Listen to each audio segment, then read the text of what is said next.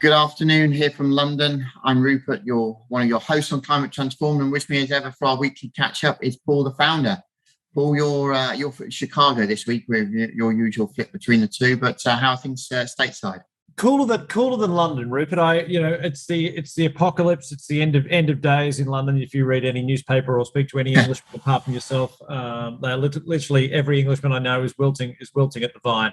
And whilst I try to be pragmatic and not think that every hot day is a consequence of climate change. When you put it this way, when you have the hottest day on record, and I think, correct me if I'm wrong, you had the three hottest days on record basically in consecutive days, if I remember correctly. I think certainly two of them. Yeah, it's been more. Now we refer to those in Australia as beach days, but no, I mean it's pretty remarkable what's going on, not just the UK, but whether it's France, it's fires in Portugal and Spain. I mean it's not great. It's not great, and it's again it's hard. I think we have to sort of chill about this, sort of, pardon the pun, calm down a little bit about whether we extrapolate these things out. But it's at a minimum, it's a horribly hot summer in Europe, and it's particularly with troubles with now gas rationing and what we're seeing across Europe in regards to Russian gas supplies being curtailed. Very problematic energy scenario for Europe going forward. Yeah, and I've seen some interesting charts. I'm sure you've seen them too. That some of the weather forecasters, one of their charts they were showing of like, here's what our weather might be in 10 years from now. Are actually, 2 years ago they were showing these charts. They're actually the charts of the weather we've had in the last week or so here in the UK. So, yeah, as we elect or the Tory party elects a new leader. I fear climate isn't as prominent on their list of things as tax cuts, but a timely reminder that it doesn't matter who's in charge, the climate emergency needs addressing. Yeah. So, Matt, I know we had one interview that you've just done in the last hour or so. We were talking before we pressed record about whether this sounds a little holy grailish, but these are legit people, and it's a technology, correct me if I'm wrong, that effectively is using cement as a sponge to extract carbon from the atmosphere, which, as I said, sounds very, very out there to me, but please explain, because it is fascinating. Yeah, so we had Tim Sperry, who's the founder of Carbon Limit. This is a really exciting startup business. Now, it probably is important at this point to say it's a startup. They're working on prototypes. It's untested at this point, but nonetheless, they've clearly done enough behind the scenes to convince some important people, notably Google. They're part of the accelerator program that Google operates there to try and tackle climate change. And as Paul alluded to there, their model is that they've worked on an agent that they can put into cement, into the manufacturing process, that then makes the concrete or the pavements or the buildings sponges that draw in CO2. And then the great thing about that, as well as reducing the carbon footprint of cement, this then has the potential for that stored carbon, that removed carbon taken out of the CO2, taken out of the atmosphere, then to be available as carbon credits. So, yeah, for Tim and Carbon Limits, if they can get this through this prototype stage and into the market, the selling points are multiple there. First, to the cement and concrete manufacturers, and then as a carbon credit to the wider corporate world. Yeah. Obviously, the first thing that pops into my head, apart from wow, that sounds incredible. I wonder how true that is. But look, at the end of the day, if Google, put it this way, if Google have got this through their accelerator program, the scientific rigor before getting into one of the Google accelerator programs is rigorous, right? So they've obviously got something.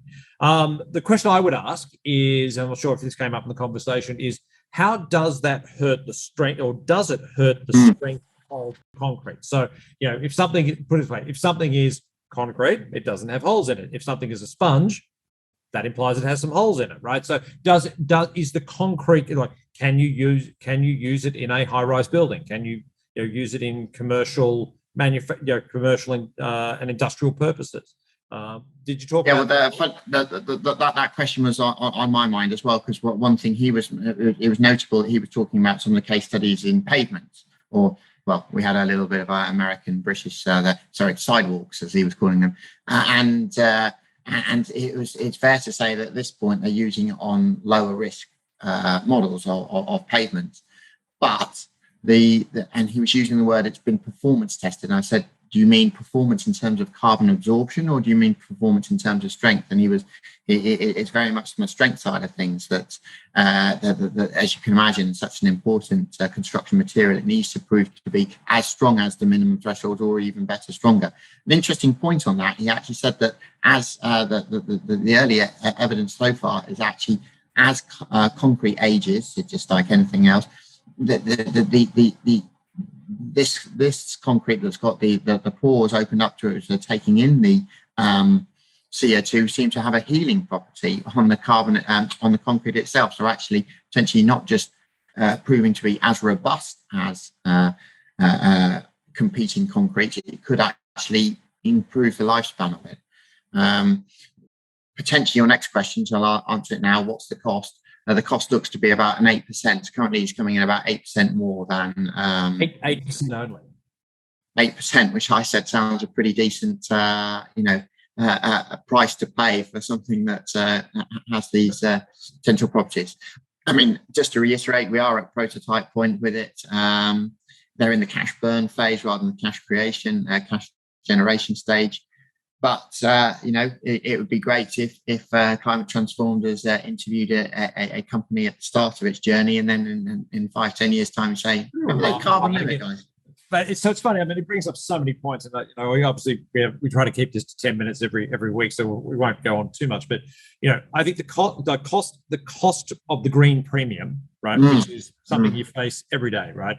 I'm doing some work on the aviation event, the green aviation event that we're hosting in October. Just writing some panel descriptions, and I read a white paper from the Rocky Mountain Institute on this. Cost of green aviation fuel is just astronomical. Right? So at a minimum, depending on what you get, it's 3 to 4 times the cost, and the pathway to get that lower is established, but it's going to take a long time. So the fact that this company, the cost of this cement is an 8% premium, which frankly is a rounding error to in many cases, it's remarkable. And I just again, it's one of those things that sounds too good to be true, but again, I'm not going to put it this way. I'm going to put Google's scientific prowess at assessing this well and truly over me, right? So I think they're clearly doing something right. Well, I think the key thing here is that, because I actually brought up Piaggio as one of our, I said previous guest we've had was Piaggio and the sustainable aviation fuel, and I touched on some of the issues there on scalability, but this has the potential to be scalable because it's just an agent within the concrete. So it's not, and therefore can be taken around the world. It's not like you have to ship the aggregate, this specialist aggregate around the world, and it's only able to be mined from it. It's an agent applied to the concrete. The carbon limit, I guess you would call them almost more of a tech company than a cement company. So it's an exciting business. Tim's done this before. He previously, or still, is working on a paint company called Smog Armor that. From what I understand, the paint on the walls draws in some of the pollutants around it, so it makes paint into a positive environmental product rather than a negative one. And that company is in the process of being acquired. So it brings a bit more clout to it than perhaps some others in the startup space. But stay tuned for carbon limit. Yeah, it's very cool. I mean, that's the great thing about what we do, right? We get to speak to people who are way smarter than us. Not hard in my case, but yeah. That's it's a good thing. So everyone, just as you know, we've got to throw a little plug in for our voluntary carbon market event, which is in September 13 and 14. Really constructive week, Rupert. We have Microsoft who's confirmed as a speaker as a C-suite showcase on day 2, which we confirmed yesterday. which is awesome. And we now in total have 39 speakers confirmed. That is probably going to rapidly go to 60 in the next week or so if we get some of the folks that we are continuing to have conversations with through the door. 27 hours of content now, which is confirmed. We don't know who's going to moderate that stuff because I'm sure you're going to get sick of hearing Rupert and I speak over hours and hours and hours. So we do need some more moderators if anyone can help us out with that. So we've got Alessandro and other friends who are going to help us out with that as well. And Matt, it's all going well. So everyone, if you are watching this, you're probably going to get an email or two from us over the next couple of weeks about signing up. Please do. It's a great array of speakers, and it's going to be, certainly from what our research has shown, the most wide-ranging voluntary carbon market event for 2022. And we'd love to have you join us. Great stuff, Paul. Yeah, TikTok. Exactly. Everyone have a wonderful week. Rupert, thanks so much, and we'll talk to you all next week.